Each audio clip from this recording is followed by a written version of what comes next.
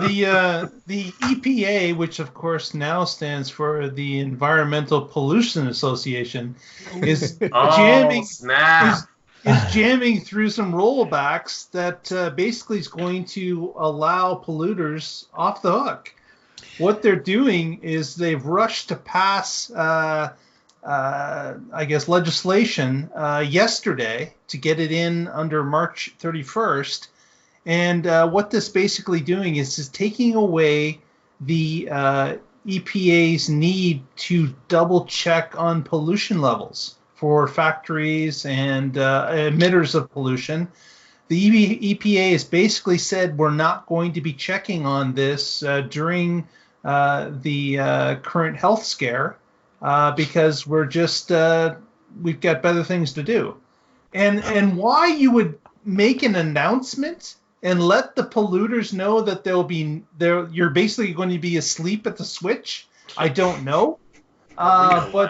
But they certainly made it loud and clear that, you know what, we're not going to be watching it anymore. So, you know, if you want to go beyond that, feel free, because you're not going to get caught.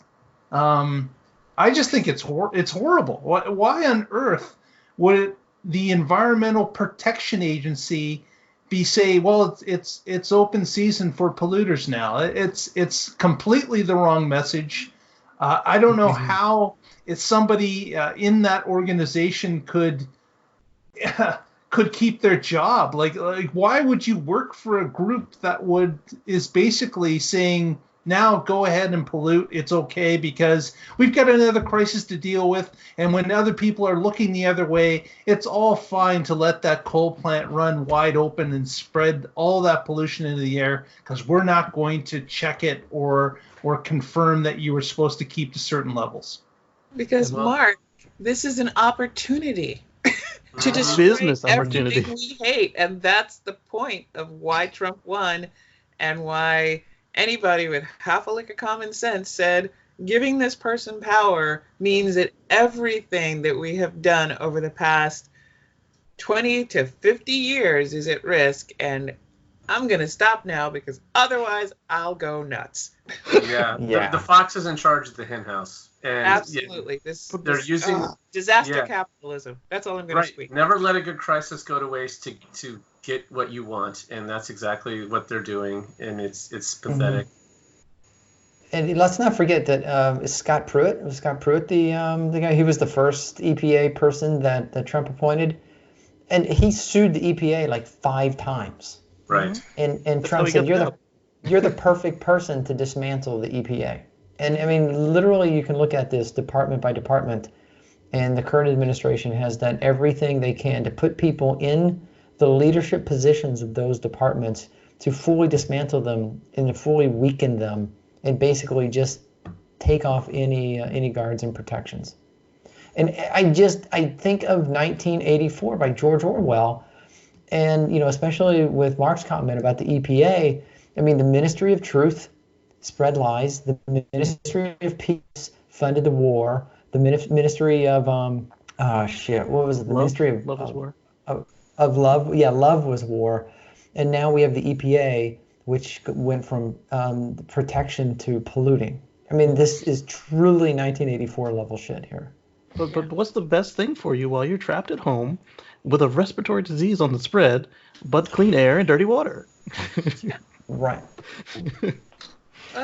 Yeah. There's a lot. And then, I hope that people will come out in droves to get rid of this administration, because it's all about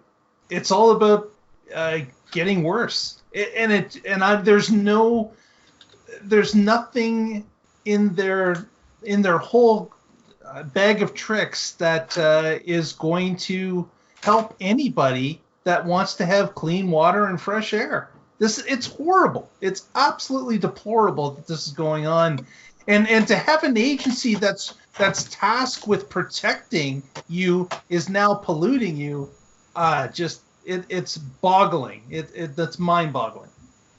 Pardon my rant, but literally, I don't need to be fucking excited about voting for anybody. I am fucking thrilled to the point that if I died, I will get the fuck out of my grave to crawl out of it and vote against these motherfuckers right here, because I cannot stand them.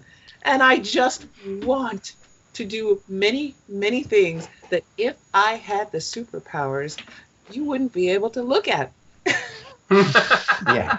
So get the fuck over being excited about somebody to vote for. Get fucking excited to get rid of these sons of bitches.